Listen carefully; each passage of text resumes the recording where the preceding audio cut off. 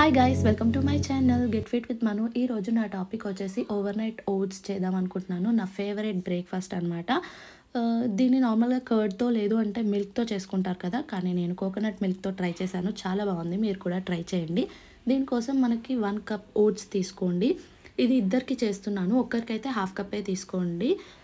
And దీంట్లో నేను వచ్చేసి 3 table spoons chia seeds add చేసుకున్నాను.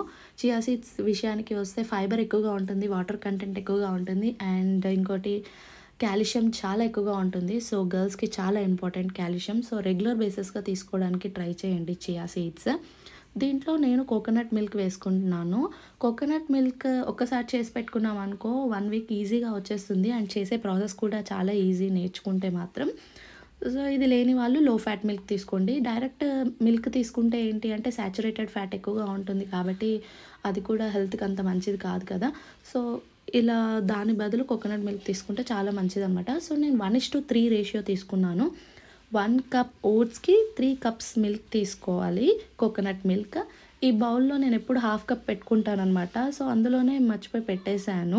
సో ఆ కప్ ఫుల్ అయిపోయింది. సో అందుకని వేరే బౌల్లోకి ట్రాన్స్ఫర్ చేసుకుంటున్నాను అనమాట. ఇదంతా ఈ మిక్చర్ అంతా వేరే బౌల్లోకి ట్రాన్స్ఫర్ చేసుకొని ఇంకొక కప్ యాడ్ చేసుకుంటున్నాను coconut milk.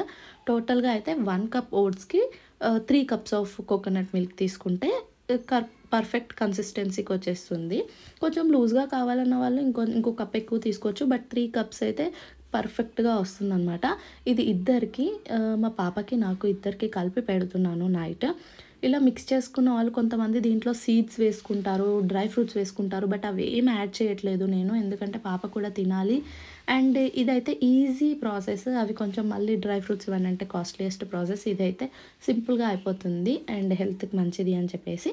So over night అంతా ఫ్రిడ్జ్లో పెట్టేసిన తర్వాత నెక్స్ట్ డే మార్నింగ్ ఫస్ట్ పాపకి పెట్టేస్తున్నాను, తను స్కూల్కి వెళ్ళిపోతుంది కాబట్టి.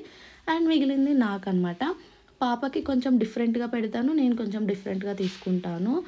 దీంట్లో కావాలంటే హనీ కూడా యాడ్ చేసుకోవచ్చు అని నేను ముందే చెప్పాను కదా.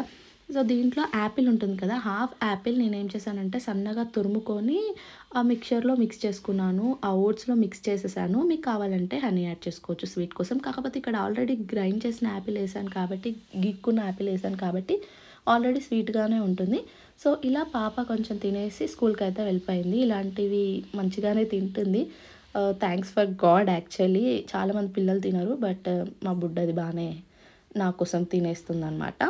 సో ఇలా తినేసి తను స్కూల్కి వెళ్ళిపోయిన తర్వాత నెక్స్ట్ నేను తినడం స్టార్ట్ చేస్తాను. నేను తినేటప్పుడు ఏంటి అంటే సీడ్స్ వేసుకుంటాను, ఫ్లాక్స్ సీడ్స్ ఇవన్నీ ఉంటాయి కదా, అవి వేయించినవి ఉంటాయి. డైలీ 1 స్పూన్ తీసుకుంటాం కదా, అది దీంట్లో వేసేసుకొని తినేస్తాను. పచ్చివి కూడా వేసుకోవచ్చు, కాకపోతే పచ్చి వేసుకుంటే ఏంటి అంటే నైటే దీంట్లో కలిపి పెట్టుకోవాలి. అలా అని చెప్పేసి ఇవి ఫ్రై చేసి పెట్టుకుంటాను, ఎందుకంటే తను సపరేట్ నాకు సపరేట్ కాబట్టి.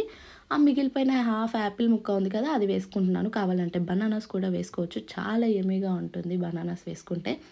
కాకపోతే అప్పుడు బనానాస్ లేవని చెప్పేసి నేను అలా యాపిల్ వేసుకొని తినేసాను. ఇది వచ్చేసి నా ఫేవరెట్ బ్రేక్ఫాస్ట్. రోజు తిన్న అస్సలు బోర్ రాదనమాట. మ్యాక్సిమం నెంబర్ ఆఫ్ టైమ్స్ నేను ఇదే ఎక్కువ తీసుకుంటూ ఉంటాను. And so please like, share and subscribe my channel. Thanks for watching.